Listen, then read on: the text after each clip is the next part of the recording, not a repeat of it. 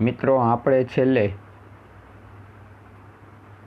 માંગનો નિયમ, તેની ધારણાઓ, આકૃતિ, અનુસૂચિ એ વિશે જોઈ ગયા અને તેને આધારિત માંગ શા માટે ઋણ ઢાળ ધરાવે છે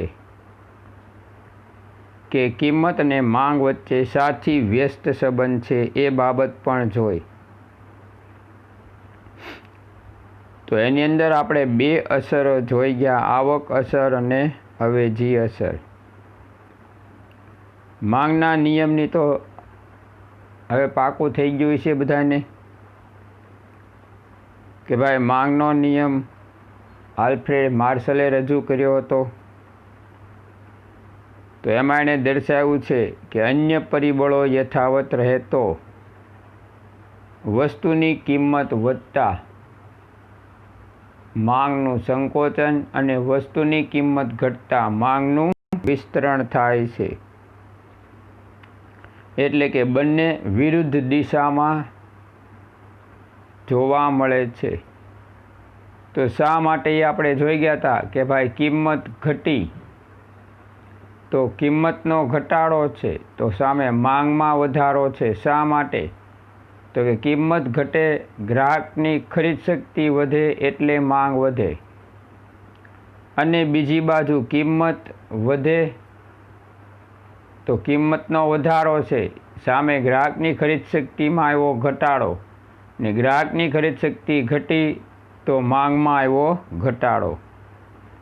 તો આમ બે વચ્ચે વિરુદ્ધાભાસ જોવા મળશે. તો કિંમત વધશે તો માંગ ઘટશે, અને કિંમત ઘટશે તો માંગ વધશે. બરાબર? તો આવું શા માટે થાય છે? તો એ આપણે જોઈ ગયા કે એની માટે બે પરિબળો મહત્ત્વના છે, આવક અસર અને અવેજી અસર. હવે કોઈ પણ ગ્રાહક છે એ પોતે આવક પ્રાપ્ત કરતો હોય ને મોટા ભાગના ગ્રાહકોની આવક અમુક સ્થિર કક્ષામાં હોય છે. પરિસ્થિતિ એવી થાય કે ગ્રાહકની આવક, નાણાકીય આવક જે મેળવે છે એ સ્થિર રહે અને વસ્તુની કિંમત ઘટે તો ગ્રાહકની ખરીદ શક્તિ વધવા પામે.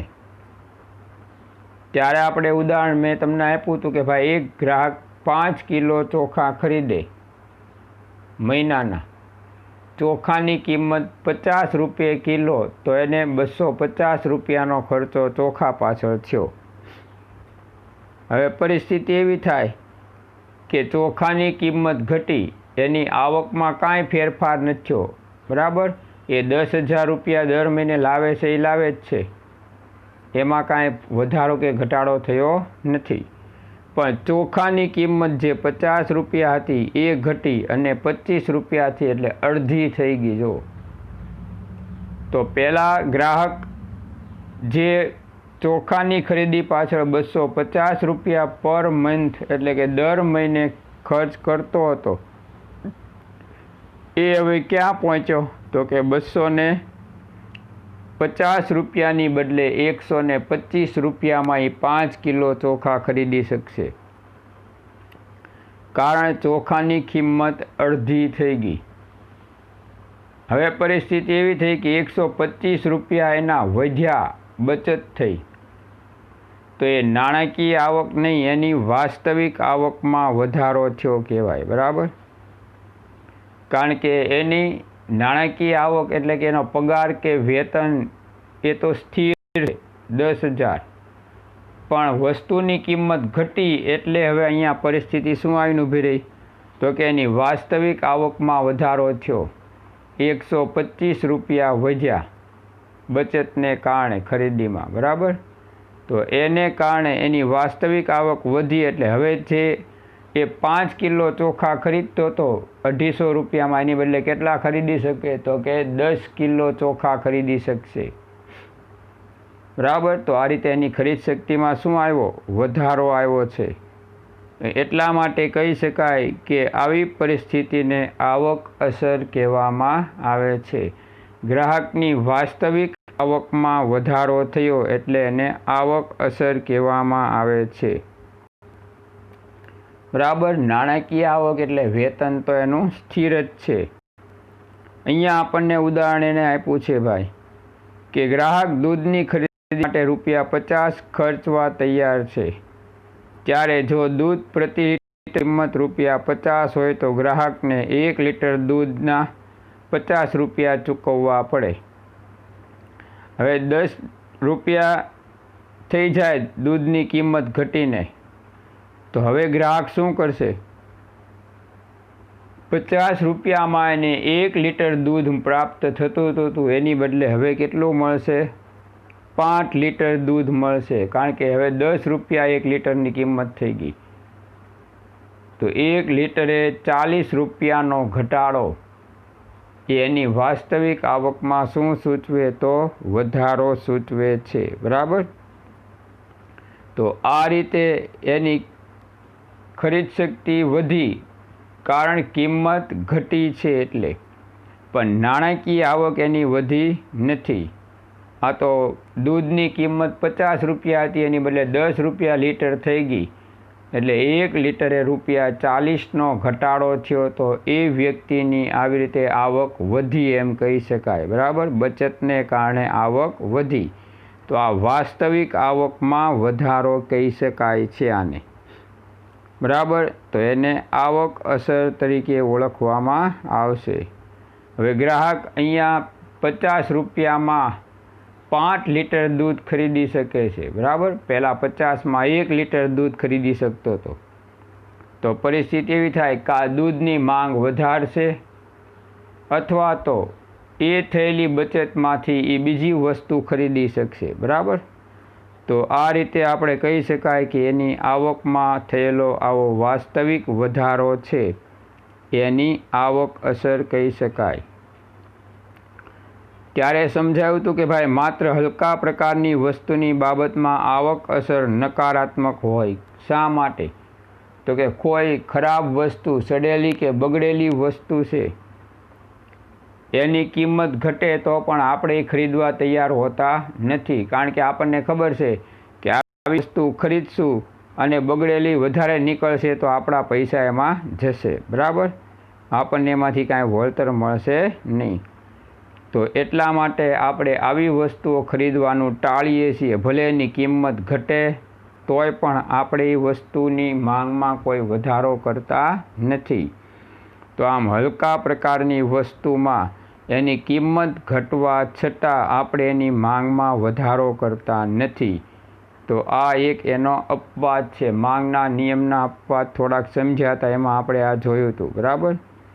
તો આ રીતે આવક અસરની અંદર હલકા પ્રકારની વસ્તુઓની કિંમતમાં થતો ઘટાડો એ ગ્રાહકની માંગમાં વધારો કરશે નહીં.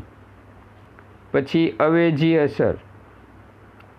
કોઈ એક મૂળ વસ્તુની કિંમતમાં ઘટાડો થાય છે ત્યારે તેની એક સમાન એટલે કે સરખી એવી બીજી વસ્તુને એની અવેજી વસ્તુ કહેવામાં આવશે. ત્યારે આપણે જોયું હતું કે ભાઈ ચા અને કોફી બે એકબીજાની અવેજીની વસ્તુ છે. ₹150 કિલો ચાની કિંમત છે અને કોફી ₹125 કિલો મળે છે. તો ગ્રાહક ચાની કિંમત વધુ હોવાથી કોફી તરફ વળશે. બરાબર. મૂળ વસ્તુમાંથી અવેજી વસ્તુ તરફ વળશે. હવે પરિસ્થિતિ એવી થઈ કે ચાની કિંમત ₹150 કિલોની બદલે ₹100 કિલો થઈ ગઈ અને કોફીની કિંમત ₹125 છે. જો કોફીની કિંમતમાં કોઈ ફેરફાર થતો નથી, નથી મોંઘી બનતી, નથી સસ્તી બનતી, પણ મૂળ વસ્તુની કિંમતમાં ફેરફાર થયો કે ભાઈ ચા 150ની બદલે ₹100 કિલો થઈ ગઈ, તો ફરી પાછા ગ્રાહકો મૂળ વસ્તુની કિંમત ઘટી છે, સસ્તી બની, એટલે વળી પાછા હવે એની તરફ વળશે. બરાબર. તો આને આપણે કેવી કહેવામાં આવશે? અવેજી અસર કહેવામાં આવશે. બરાબર. કે મૂળ વસ્તુની કિંમત ઘટી એટલે એની માંગ વધશે, તો એને આપણે અવેજી અસર કહેશું. ઘણીવાર એવું બને કે ભાઈ ચાની કિંમત 150 રૂપિયા છે એમને એમ છે, અને એની બદલે અવેજી વસ્તુ કોફી છે એની કિંમત 125 રૂપિયા છે, એ વધીને 175 180 થઈ ગઈ, તો પણ મૂળ વસ્તુની કિંમત સ્થિર છે. અવેજી વસ્તુની કિંમત વધી ગઈ તો ગ્રાહકો કોફી પીવાનું બંધ કરી અને ચા તરફ વળશે, કારણ કે અવેજી વસ્તુ મૂળ વસ્તુ કરતાં શું થઈ? મોંઘી થઈ. મૂળ વસ્તુની કિંમત સ્થિર છે, અવેજી વસ્તુની કિંમતમાં ફેરફાર થયો, વધારો થયો, એટલે એ મોંઘી બની, એટલે હવે ગ્રાહકો એ વસ્તુ ખરીદવા તૈયાર થશે નહીં. તો એટલા માટે થઈને હવે એની માંગ ઘટશે, અવેજીની વસ્તુ કોફીની માંગ ઘટશે, અને મૂળ વસ્તુ ચાની કિંમત સ્થિર હોવા છતાં એ અવેજીની વસ્તુ કરતાં સસ્તી હોવાથી એની માંગ વધશે. બરાબર? તો આ રીતે આપણે આને અવેજી અસર કીધી.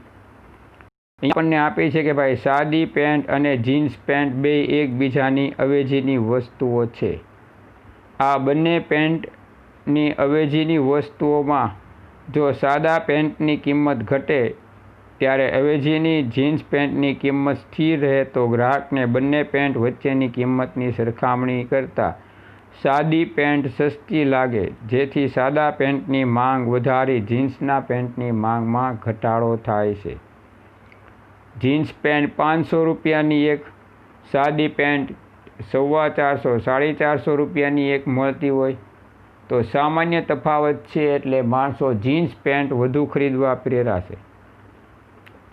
હવે પરિસ્થિતિ એવી છે કે ભાઈ સાદી પેન્ટ એ 450 450ની બદલે 300 રૂપિયામાં મળવા માંડે અને જીન્સ પેન્ટની કિંમત 500 રૂપિયા યથાવત રહે, તો સાદી પેન્ટની કિંમત વધુ ઘટી છે. હવે 100 રૂપિયા 500માં નાખો એટલે 600 છે, એટલે સાદી પેન્ટ 2 આવશે, જીન્સ પેન્ટ 1 જ આવે. બરાબર? એટલે ગ્રાહકો જીન્સ પેન્ટની કિંમત વધુ હોવાથી હવે કઈ તરફ વળશે? તો કે સાદા પેન્ટ તરફ વળશે. બરાબર?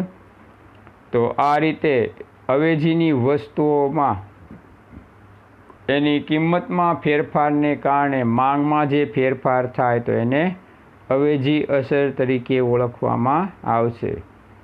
આ બે ટૂંક નોંધો મહત્ત્વની છે, ફરીવાર સમજ્યા છીએ. વ્યવસ્થિત પાકી કરી અને એકવાર મોઢે લખી નાખવાની, જેથી કરીને આમાં ભૂલ પડે નહીં. બરાબર?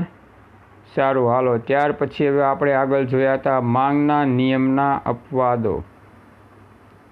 હવે અપવાદ એટલે તો આપણે કહીએ કે ભાઈ આ વ્યક્તિ આપણામાં અપવાદ છે, એટલે આપણી સાથે સહમત નથી.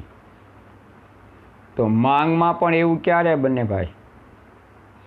માંગમાં આવું ત્યારે બને છે કે એની જે કંઈ ધારણાઓ આપણને આપી છે, બરાબર, એ ધારણાઓની વિરુદ્ધમાં જ્યારે કોઈ પરિસ્થિતિ સર્જાય તો એને અપવાદ કહેવામાં આવશે. તો અહીંયા આપણને કહેવામાં આવ્યું છે કે ભાઈ વસ્તુની કિંમત ઘટે તો માંગ વધે. ઘણીવાર એવું કે વસ્તુની કિંમત ઘટે છતાં માંગ નહીં વધે, કાં માંગ સ્થિર રહેશે, એમાં કોઈ ઝાઝો ફેરફાર થતો નથી અથવા ફેરફાર જ થતો નથી. તો આવી પરિસ્થિતિ ઉદ્ભવે તો એ માંગના નિયમના અપવાદો છે. ઘણીવાર એવું થાય કે વસ્તુની કિંમત ઘટે તો એની માંગ પણ ઘટે, વિરુદ્ધ દિશામાં ફેરફાર થાય. બરાબર? તો આવી બધી પરિસ્થિતિ એ માંગના નિયમના અપવાદ છે. ટૂંકમાં જે માંગના નિયમની સાથે નથી, બરાબર, એ એના અપવાદો તરીકે જોવામાં આવશે. એટલે કે જે નિયમ વિરુદ્ધનું છે એ અપવાદ છે અહીંયા. બરાબર?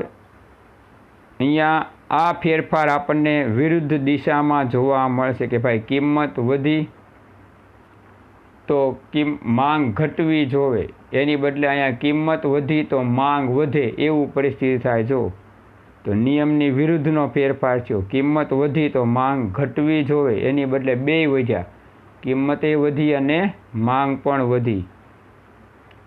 તો આને માંગના નિયમનો અપવાદ કહેવામાં આવશે. બરાબર? તો માંગના નિયમનો પહેલો અપવાદ આપણે જોયો તો પ્રતિષ્ઠા મૂલ્ય ધરાવતી વસ્તુઓ. હવે અહીંયા આપણે જો ધનિક વર્ગની ખરીદીની આ વસ્તુઓ છે. સોના ચાંદીના મોંઘા ઘરેણાં, મોંઘી કાર છે, મોંઘા મોબાઈલો છે, કિંમતી રાચ રચેલું ફર્નિચર છે, બરાબર. એની કિંમત ખૂબ જ ઊંચી હોય છે અને ધનિકો પોતાના વર્ગની અંદર પોતાની આગવી છાપ ઊભી કરવા માટે સૌથી મોંઘી વસ્તુઓ પાછળ ખર્ચ કરતા હોય છે, જેથી કરી પોતાના સમાજમાં પોતાની પ્રતિષ્ઠા વધે. એટલે તો આવી વસ્તુ એટલા માટે પ્રતિષ્ઠા મૂલ્ય ધરાવતી વસ્તુ કહી શકાય. હવે પરિસ્થિતિ એવી થાય કે આ વસ્તુઓની બાબતમાં માંગનો નિયમ સાચો પડતો નથી.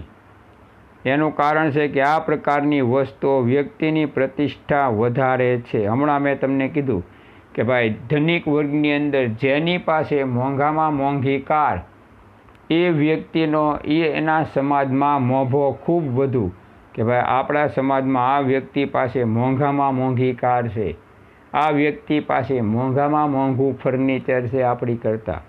તો એમ એના સમાજમાં એની પ્રતિષ્ઠા એને ખૂબ ઊંચી હોય, બરાબર. હવે પરિસ્થિતિ એવી થાય કે આવી વસ્તુઓની કિંમત ઘટે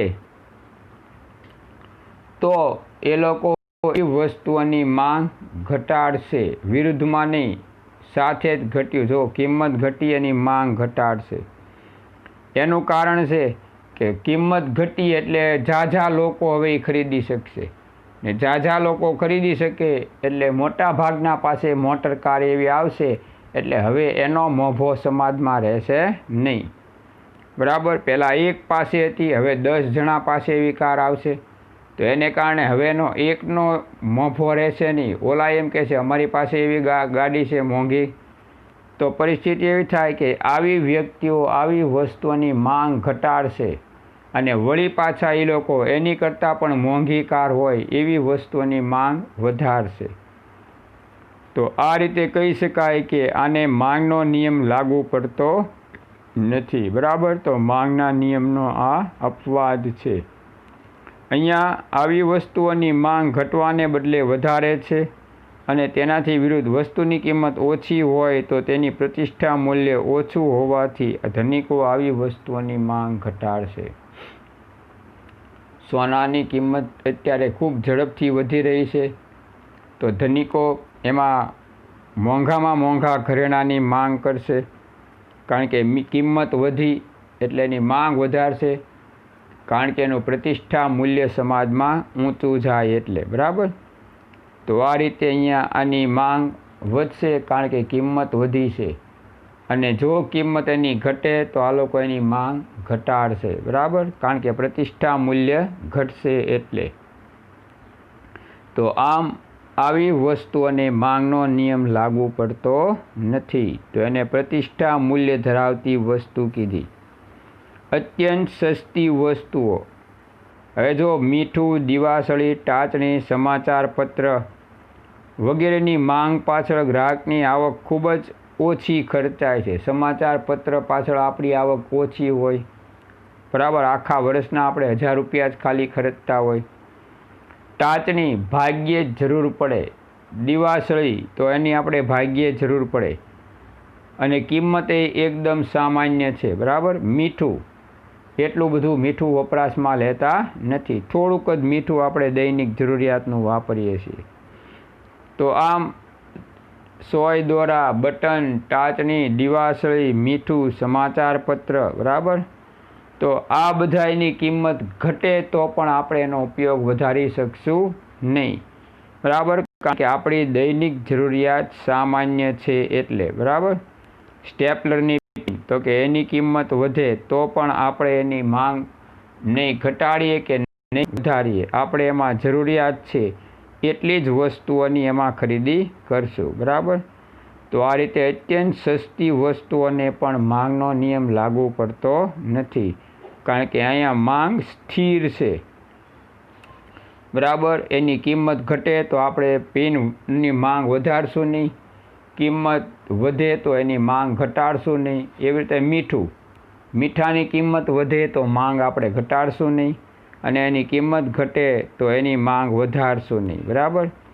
તો આમ અત્યંત સસ્તી વસ્તુઓને પણ માંગનો નિયમ લાગુ પડી શકતો નથી, કારણ કે એની કિંમતમાં ગમે એવો ફેરફાર થાય, મોટા ભાગે માંગ સ્થિર રહેતી હોય છે, બરાબર.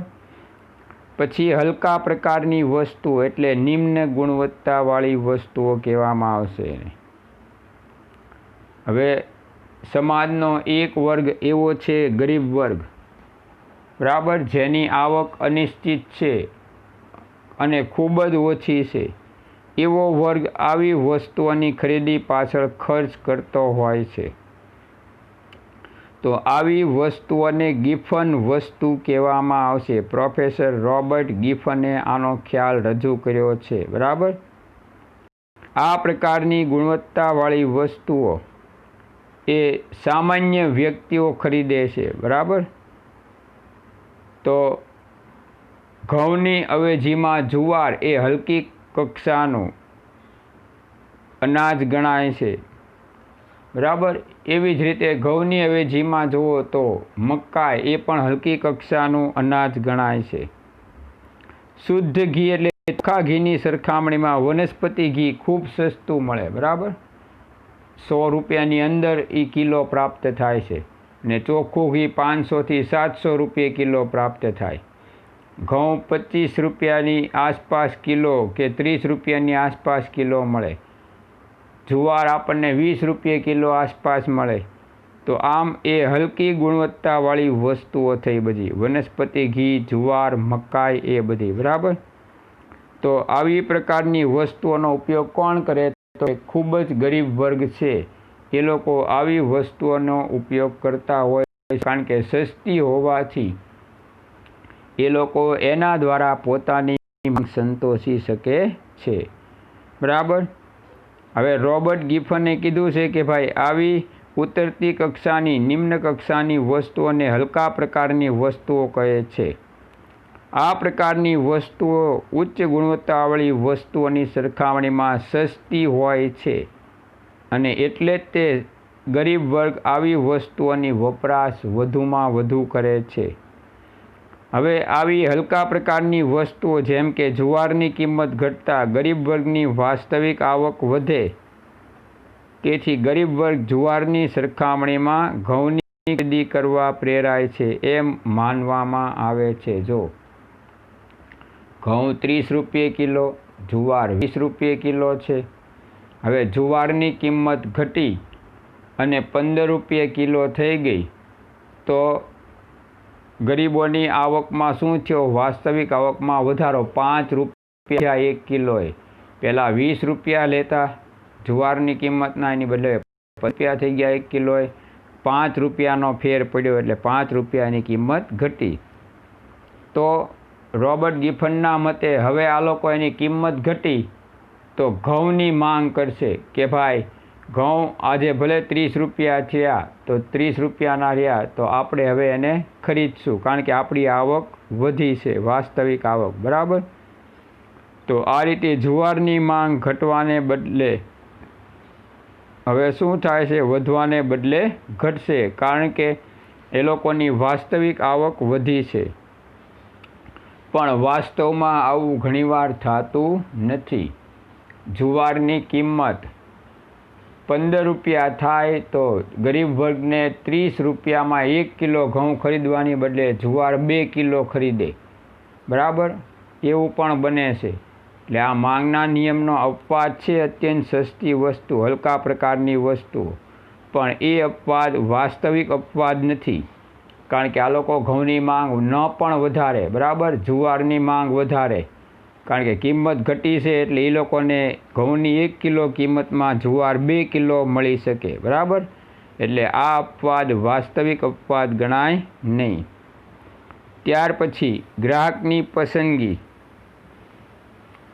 હવે ગ્રાહક જ્યારે કોઈ ચોક્કસ પ્રકારની વસ્તુઓ માટે પોતાની ધારણા બાંધી લે ત્યારે ગ્રાહક આવા વલણોને કારણે વસ્તુની કિંમત વધતી હોવા છતાં માંગ ઘટાડતા નથી, અથવા વસ્તુની કિંમત ઘટતી હોવા છતાં વસ્તુની માંગ વધારતો નથી.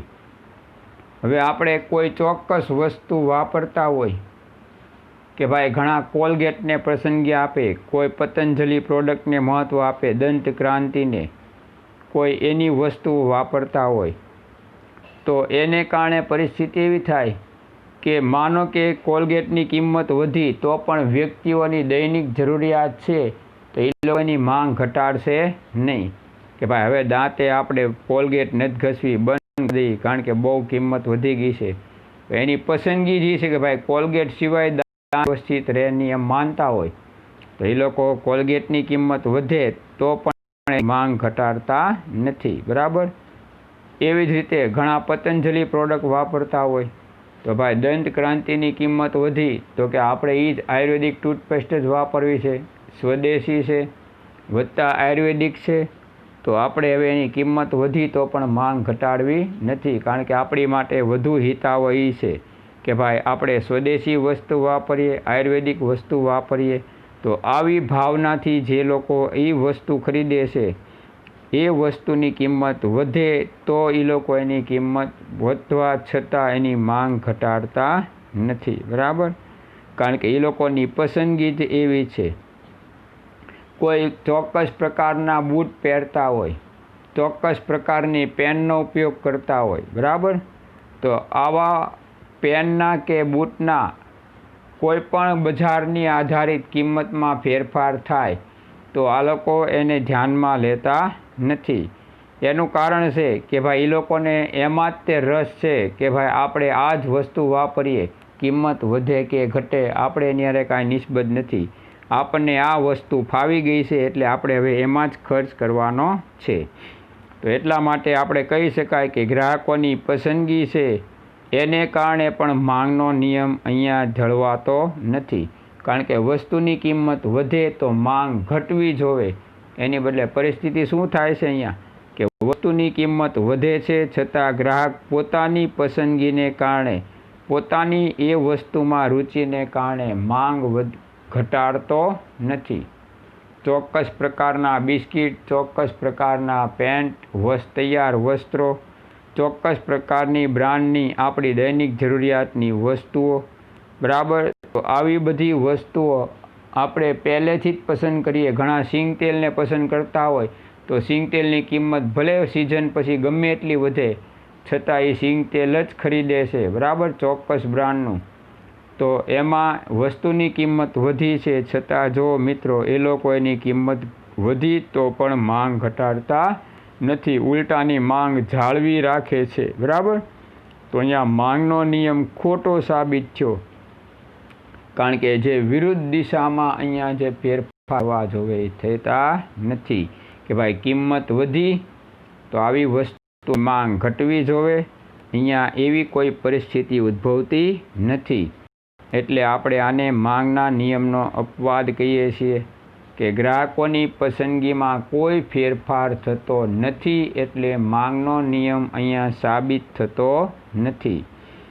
બરાબર. એટલા માટે અહીંયા કહી શકાય કે ગ્રાહકોની પસંદગી કે અભિરુચિ સ્થિર ધારવી પડે. આમાં સ્થિર જ છે, જો કિંમત ઘટી તો પણ ગ્રાહકે એની પસંદગી સ્થિર છે, એને કારણે એની પોતાની માંગમાં કોઈ ફેરફાર કર્યો નથી. બરાબર. તો એટલા માટે ગ્રાહકોની પસંદગી અહીંયા સ્થિર છે, અભિરુચિ સ્થિર છે, એટલે માંગ ઉપર એની કોઈ અસર જોવા મળી નથી. તો આમ આપણે કહેશું કે ભાઈ ગ્રાહકોની પસંદગી પણ માંગને અસર કરનારું મહત્ત્વનું પરિબળ છે, કારણ કે ગ્રાહકોની માંગમાં જો પસંદગીમાં જો ફેરફાર થાય તો માંગ ઉપર તરત એની અસર થાય છે.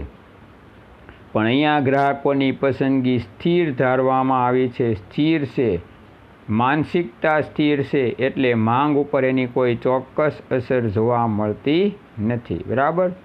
તો આ રીતે માંગના નિયમના આપણે 4 અપવાદો જોયા મિત્રો. બરાબર. પહેલું, પ્રતિષ્ઠા મૂલ્ય વસ્તુઓ, ધનિકો ખરીદે એવી વસ્તુ, અત્યંત સસ્તી વસ્તુ આપણે બધાય ખરીદીએ છીએ, કિંમતમાં ફેરફાર થાય તો પણ એની કોઈ અસર જોવા મળતી નથી. હલકા પ્રકારની વસ્તુઓ સામાન્ય ગરીબ વર્ગ ખરીદે છે, ખૂબ જ ગરીબ વર્ગ, એવી વસ્તુઓ. અને ગ્રાહકોની પસંદગી તો કે એમાં પણ કોઈ ફેરફાર થતો નથી એટલે ઉપર એની કોઈ અસર જોવા મળતી નથી. સારું, પછીના પીરિયડમાં આપણે રિવિઝન કરી આગળ વધશું.